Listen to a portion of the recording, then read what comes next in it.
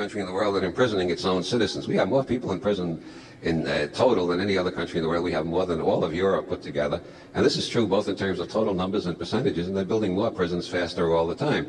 I think this is absolute nonsense. All this money and time, what they should do is build a wall around the whole country and announce we're all under arrest. Well, why do it slice by slice, step by step? It's obviously what they're aiming at is to put us all under arrest, so why don't they do it in one step? You know, I used to read a lot of Kafka. I was convinced Kafka was the most brilliant, insightful analyst of the modern world, of all contemporary. I like Joyce better, but Kafka seemed to me to get to the essence of the modern condition. But even Kafka, in his wildest pages, never imagined something like the piss police. How many people here have ever read Giambattista Kafka, just out of curiosity?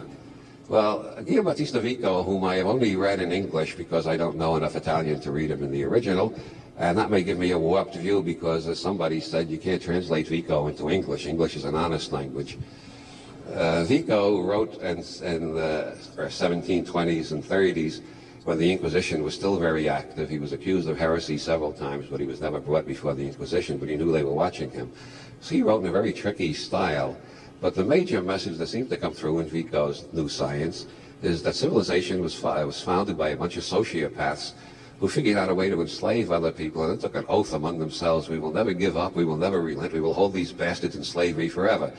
And that is the main theme of Vico's New Science. I think that's the major theme that Joyce used in Finnegan's Wake, and everybody writes about Vico's cycle theory, which takes up about 20 pages at the end of the book, and is not the most important message in the book, and it's not the message that would interest Joyce.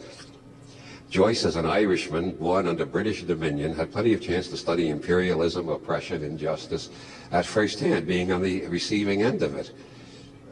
In Joyce's day, he was born in Ireland, but he was a subject of the British Empire. So was everybody else born in Ireland.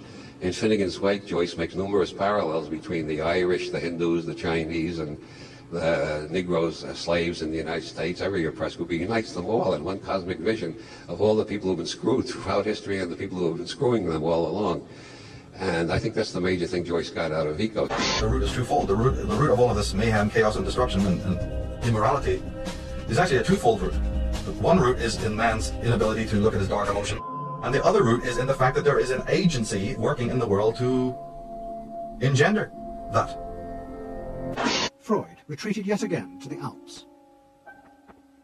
He wrote a book called Civilization and Its Discontents. It was a powerful attack on the idea that civilization was an expression of human progress. Instead, Freud argued, civilization had actually been constructed to control the dangerous animal forces inside human beings. What was implicit in Freud's argument was that the ideal of individual freedom, which was at the heart of democracy, was impossible.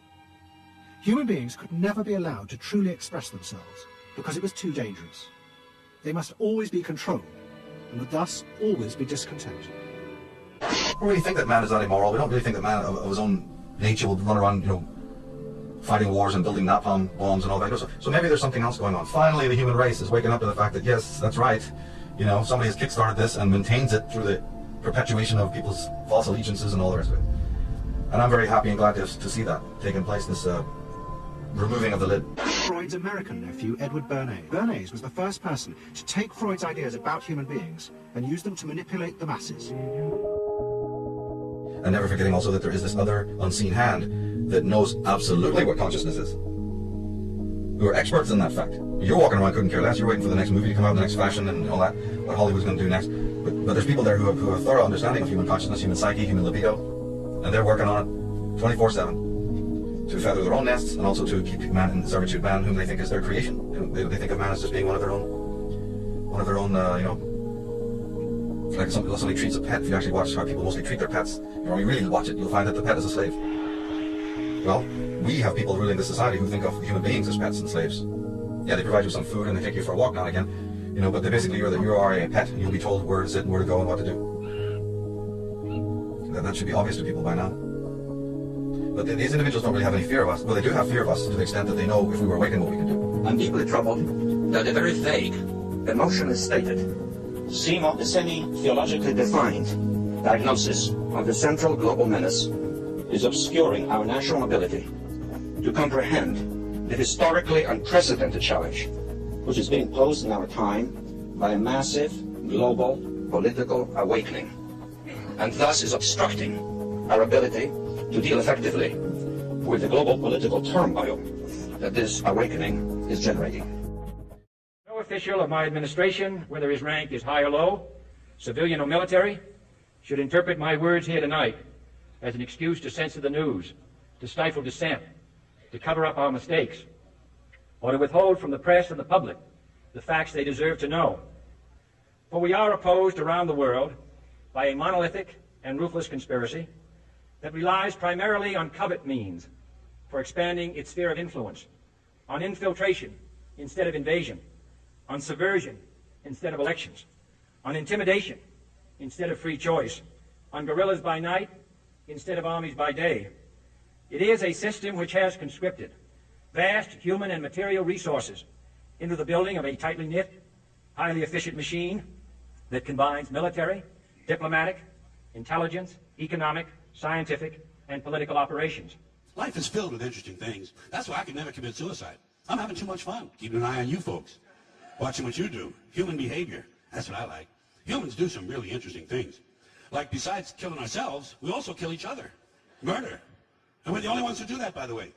Humans are the only species on Earth that deliberately kills members of another species for personal gain.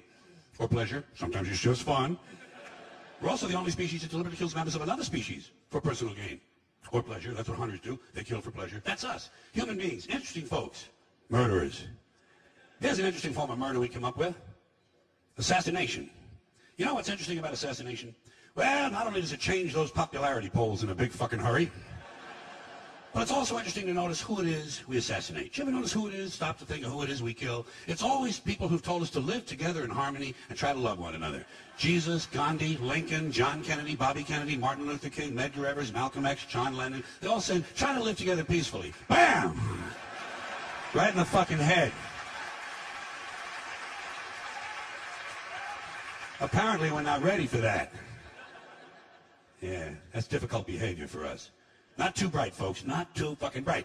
But if you talk to one of them about this, if you isolate one of them, you sit them down rationally, you talk to them about the low IQs and the dumb behavior and the bad decisions, right away they start talking about education. That's the big answer to everything. Education. They say we need more money for education. We need more books, more teachers, more classrooms, more schools. We need more testing for the kids. You say to them, well, you know, we've tried all of that, and the kids still can't pass the test. You say, oh, don't you worry about that. We're going to lower the passing grades. That's what they do in a lot of these schools now. They lower the passing grades so more kids can pass. More kids pass, the school looks good, everybody's happy, the IQ of the country slips another 2 or 3 points, and pretty soon all you'll need to get into college is a fucking pencil. Got a pencil? Get the fuck in there. It's physics. Then everyone wonders why 17 other countries graduate more scientists than we do. Education. Politicians know that word. They use it on you. Politicians have traditionally hidden behind 3 things: the flag, the Bible, and children. No child left behind. No child left behind. Oh, really? Well, it wasn't long ago we were talking about giving kids a head start. Head start, left behind. Someone's losing fucking ground here. But there's a reason. There's a reason. There's a reason for this. There's a reason education sucks, and it's the same reason that it will never, ever, ever be fixed. It's never going to get any better. Don't look for it. Be happy with what you got. Because the owners of this country don't want that. I'm talking about the real owners now. The big, the wealthy, the real owners, the big, wealthy business interests that control things and make all the important decisions. Forget the politicians. They're irrelevant. The politicians are put there to give you the idea that you have freedom of choice. You don't. You have no choice. You have owners. They own you. They own everything. They own all the important land. They own and control the corporations. They've long since bought and paid for the Senate, the Congress, the state houses, the city halls. They got the judges in their back pockets. And they own all the big all the big media companies, so they control just about all of the news and information you get to hear. They got you by the balls. They spend billions of dollars every year lobbying to get what they want. Well, we know what they want. They want more for themselves and less for everybody else. But I'll tell you what they don't want. They don't want a population of citizens capable of critical thinking. They don't want well-informed, well-educated people capable of critical thinking. They're not interested in that. That doesn't help them. That's against their interest. That's right. You know something?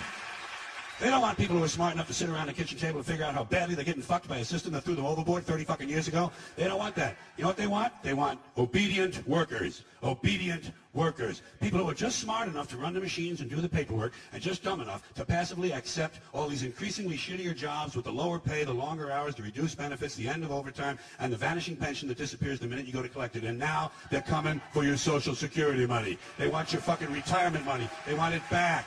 so they can give it to their criminal friends on Wall Street. And you know something? They'll get it. They'll get it all from you sooner or later because they own this fucking place. It's a big club, and you ain't in it. You and I are not in the big club.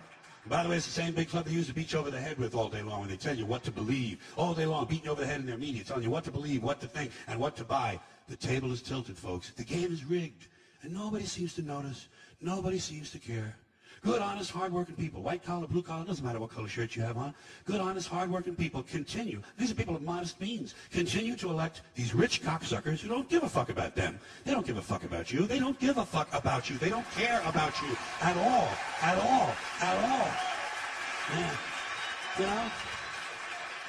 And nobody seems to notice, nobody seems to care. That's what the owners count on, the fact that Americans will probably remain willfully ignorant of the big red, white, and blue dick that's being jammed up their assholes every day. Because the owners of this country know the truth. It's called the American dream, because you have to be asleep to believe.